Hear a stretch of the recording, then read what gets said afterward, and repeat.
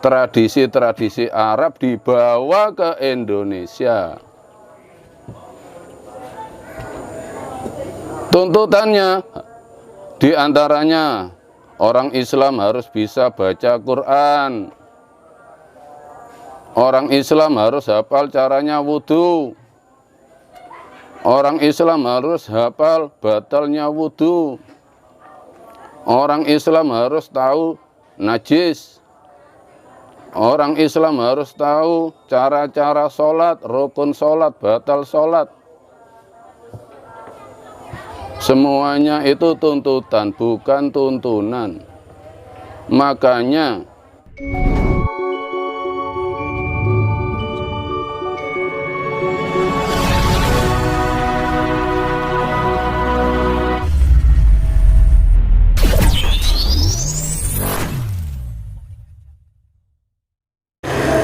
Assalamualaikum warahmatullahi wabarakatuh. Waalaikumsalam warahmatullahi wabarakatuh.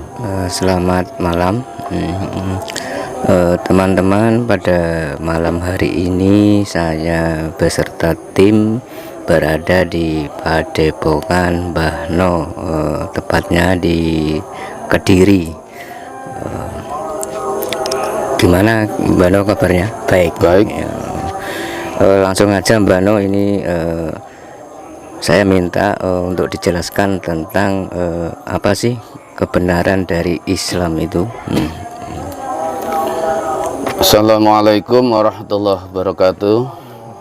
Assalamualaikum warahmatullahi wabarakatuh. Rahayu para kadang kula.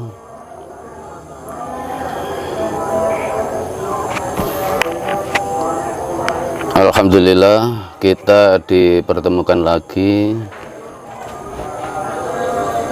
Kebenaran daripada Islam. Islam itu sebuah konsep. Konsep untuk menuju keselamatan. Bukan milik golongan. Jadi siapapun yang membawa, mengatasnamakan Islam harus bertanggung jawab dengan konsepnya atas keselamatan orang-orang yang mengikutinya, keselamatan akhiratnya. Kalau mengatasnamakan Islam dan mengajak orang-orang untuk masuk jamaahnya, dan mereka mempunyai konsep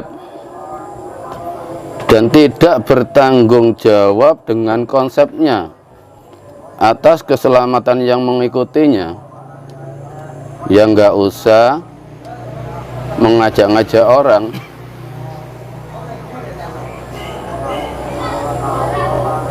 Kita itu harus bertanggung jawab dengan konsep kita. Kalau sudah berani berdakwah, bertabligh, dan mengajak orang masuk jamaah dan tidak yakin dengan konsepnya, sangat fatal akibatnya, membawa kebingungan pada pengikutnya. Dan pada dasarnya agama, terutama agama Islam, itu akarnya dari kemurnian hati untuk menyembah Allah. Dan akar kemurnian menyembah Allah itu adanya di waktu Rasulullah masih hidup. Dan di waktu Rasulullah sudah wafat, disitulah mulai terkikis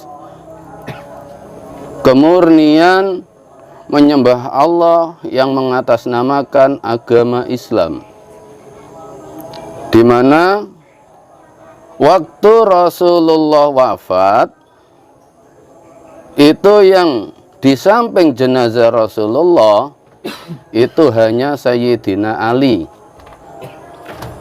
Dan sahabat utama yang lain, Abu Bakar, Umar, Utsman, itu sudah rapat untuk memilih khalifah, untuk mengangkat khalifah.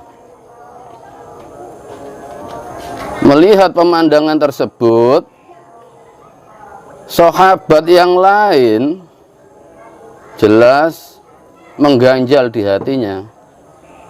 Gimana sih? Rasulullah aja belum dimandikan, belum dikafani, baru meninggal. Kok sudah membuat rapat memilih khalifah?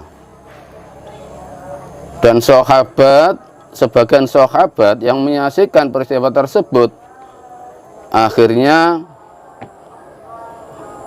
mendirikan sebuah iktikad, yaitu iktikad Syiah.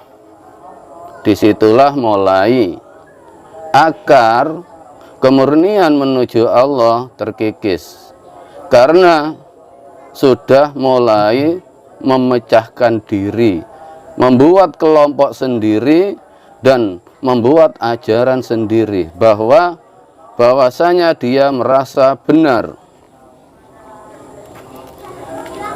Dan selanjutnya, setelah berdirinya Syiah, sahabat yang lain kurang setuju dengan pendapat Syiah.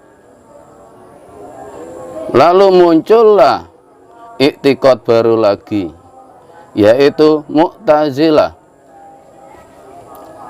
Dan Syiah dan Mu'tazilah mulai membuat budaya-budaya Islam sendiri. Itulah mulai terkikisnya kemurnian menyembah Allah. Islam akhirnya menjadi budaya. Dan sahabat yang lain nggak terima. Gimana sih? Kok Syiah mengatakan bahwa menyembah Allah itu harus begitu? Mu'tazilah kok membuat pendapat begitu? Akhirnya muncul lagi Ahlu Sunnah, muncul budaya baru lagi. Dan begitulah seterusnya, akar kemurnian menyembah Allah yang dibawa Rasulullah akhirnya menjadi agama budaya. Dan kebetulan yang tersebar ke tanah kita Indonesia itu budaya Ahlu Sunnah. Dan setiap iktikad yang mengatasnamakan Islam, yang hilang akar ketauhidannya, menempati kebenaran mereka masing-masing, menciptakan budaya-budaya masing-masing, mereka menokohkan orang yang dianggap pandai, orang yang dianggap alim menurut versi mereka masing-masing. Jadi itulah mulai terkikisnya ketauhidan murni, akhirnya agama menjadi budaya. Dan budaya-budaya itu mayoritas menonjolkan pendapatnya, menonjolkan kepandaiannya, sehingga mereka berani bertablek, berani menulis kitab-kitab yang tidak sesuai dengan Al-Quran. Makanya yang ada saat ini, sesungguhnya Al-Quran itu tuntunan manusia untuk menyembah Allah dengan murni, seperti yang dilakukan oleh Rasulullah. Tetapi yang ada saat ini, agama menjadi tuntutan. Kalau kita mengikuti agama Islam, ya tuntutannya harus sesuai dengan yang diajarkan tokoh-tokoh Islam dari Arab. Tradisi-tradisi Arab dibawa ke Indonesia. Tuntutannya diantaranya orang Islam harus bisa baca Quran. Orang Islam harus hafal caranya wudhu. Orang Islam harus hafal batalnya wudhu. Orang Islam harus tahu najis. Orang Islam harus tahu cara-cara sholat, rukun sholat, batal sholat.